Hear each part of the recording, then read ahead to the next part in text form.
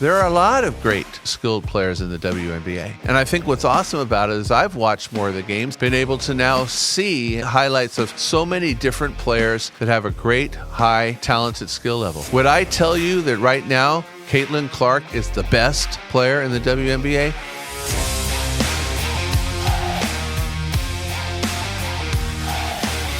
Hey everyone, welcome back to the podcast, episode 108. Hey, today we're going to be talking basketball. Yes, basketball. I love basketball, always have. I coached it. We're going to be talking some Caitlin Clark. You may say, who cares? Or you may really care. It seems that people either love her, hate her, or don't even know what I'm talking about. But for those of you who do, we're going to discuss what is all the hype and why are there strong feelings on both sides with Caitlin Clark. I will tell you that I first started to watch her just this last year. I had heard about her, but this last year in the NCAA tournament, to be honest with you, I did not watch the NCAA tournament for women's basketball, even though I'm a girls' high school basketball coach. I just found it much more exciting to be watching the men's basketball. The women's basketball times, college, I go to some games and everything, but I wasn't really into it. But I had heard that she was just amazing. So I started watching these games and saw that not only was she amazing, but there were a lot of other great players. The level of play had really been taken up, and women's basketball was not all that it used to be. It was a much more. So I got into it and started following her then where she was going to be drafted. And I know that the day that we found out that the Indiana Fever was going to actually have the number one pick, things started to change. My son actually bought tickets for the LA Sparks game versus Indiana Fever, which was going to be at a small arena. And then soon, all of a sudden, the arena had changed to the Crypto.com arena. We went and saw that game. It was sold out, even more than a men's game. It was amazing. So why are you seeing on the news constantly sides and people choosing sides over a girl who really is just trying to play basketball? What's the big deal? So let's talk about it today, because I think even the Bible tells us why people act the way they do. I'm going to go over three things today, three reasons why people either love Caitlin Clark or in some cases even seem to hate her. All right. You see a lot going on in the WNBA where a lot of the other players who you would think would be excited about the fact that many more people are actually coming to the arenas and watching, that they're getting national TV audiences where they're actually getting views, in some cases higher than the NBA Finals. And you would think they'd be thrilled. And yet it seems that so many are not, and they're even taking violent cheap shots and flagrant fouls and everything else that's going on out there. So what is happening? Let's talk about number one. Reason number one, you either love or hate Caitlin Clark, and that is family values. She has, in college, she had her family there. She had people that were supportive every game. She'd motion to them in the crowd. And now, even in the WNBA, you notice her parents and things and other supporters are at just about every game that she goes to, whether it's home or away. It's sad, but today we see this in many areas of life. People get jealous and envious of others who have that support. Maybe it's because they've never been able to feel it themselves, and that's kind of sad. Maybe they've been at odds with their family, and that's definitely kind of sad. But what happens is there's a jealousy, there's an envy, and there's a lot of anti-family value stuff going on today. That's kind of crazy. It tells us here in James chapter 3, I want to read this, starting at verse wow, my eyes are bad. Starting at verse 13. If you are wise and understand God's ways, prove it by living an honorable life, doing good works with the humility that comes from wisdom.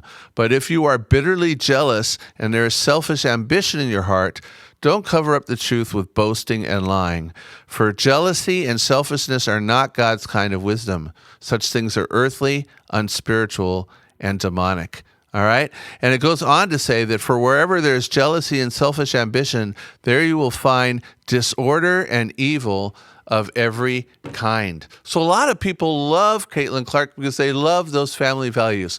They love that support, and they want to be in on it. But a lot of people are very jealous and envious, and so you're seeing all the bad-mouthing, Possibly that's part of the reason why she was left off of the Olympic team. I mean, we can go over different reasons why maybe she shouldn't have been on there yet. But you would think that someone who has brought so much attention now to the WNBA after all these years, that they would want to have her on the team as she goes around the world. But no, it isn't happening. We've seen flagrant fouls, cheap shots coming out of nowhere. We've seen a lot of trash talking. We've seen a lot of stuff about how she's only popular because she's white, and they bring race into it and all that. All these different things.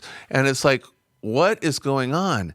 And so one of the reasons, this bitterness and jealousy, I believe, has to do over family values. We've seen these same attacks in schools today. They're attacking family values. In society, in movies, on TV shows, in the newscasts, policies that are happening in the public schools.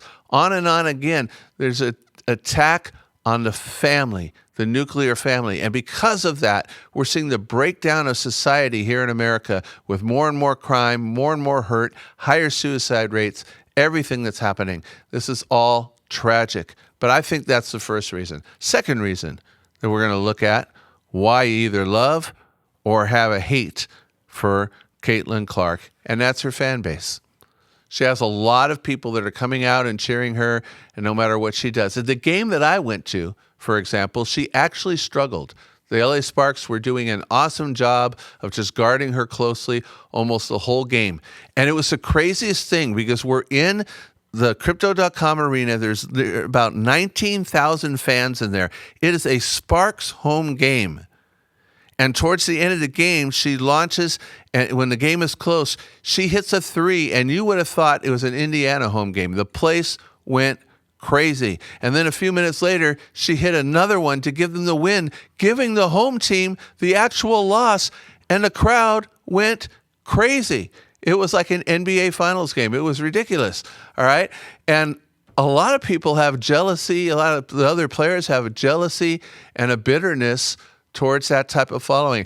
I literally watched her afterwards stay on the court, not only give an interview, but then allowed to go. She went into the fans that were all gathering and waiting and signed autograph after autograph after autograph and talked to people instead of just leaving like all the other players do. Who does that? You know, you would think you would just get yourself out of there. And so you love her for that, and the fact that she wants to be a positive role model, but at the same time, people hate on her for the same reason, that jealousy, that bitterness, and that envy. And then the third reason, the third and final reason, is a skill set. She's a very good, skilled player. Now, there are a lot of great skilled players in the WNBA. And I think what's awesome about it is I've watched more of the games, as I've been able to now see and see highlights of so many different players that have a great, high, talented skill level. Would I tell you that right now Caitlin Clark is the best player in the WNBA? No, not at all. Not at all. I think she has the capability to be there. She's very much like a women's version of what Steph Curry is in the NBA. But, you know, she has a very good skill set. She's a great three-point shooter. She's great at giving out assists to her teammates. She's making her teammates better. In fact, the Indiana Fever have been getting better and better. They've won a couple games in a row now, and they'll be playing as of the night that I'm filming this video as well. They're definitely improving over time, and she's a part of that. Often what's happening is that some of the other players on her team, she may only score 7 to 12 points, and you'll have a couple other players that are scoring 20 or more points on her team because it's a big team thing, and all those skills go into it. But again, that either causes you to love her or hate her, all right? This jealousy, this enviness, this bitterness. I don't know what your view is, but it's just so hot in the news right now that I thought I was definitely going to talk about this, because when we either favor somebody for their accomplishments and their family and their skill sets, we're either being happy for people and we're getting on board and we're enjoying and we're celebrating gifts that maybe God has given somebody, or we find ourselves to be, like much of the world today, what we would consider haters, that we just walk about angry all the time, always upset, never happy for anyone. And I want to tell you, if you find yourself at that point in your life, that's a miserable existence. You're just not happy. Do you find yourself in a situation where you're constantly just at unrest? I want to tell you that God doesn't want us to be that way. And like it says in the verses that I went over here, it says that when there is jealousy and selfish ambition, there you will find disorder and evil of every kind. It carries over to every part of your life, all right? God wants us to live honorable lives and do that by celebrating with those who hopefully are trying to do the same. Is Caitlin Clark perfect? I'm sure she isn't, because you know what? The only one who's ever walked the earth that's been perfect is Jesus himself. And I'm sure, like I am and like you are, she's far, far short of that. But, come on, let's quit being haters, all right? I'd like to know your comments. You can reach out to me at jgodthiersenior@gmail.com or contact me at those same names on Instagram or Facebook. Make sure you click and subscribe to this podcast. We have over 100 episodes that are out there, and you will enjoy many of them. And make sure you share this with someone else. God bless you. We'll see you next time on the Audacious Faith Podcast.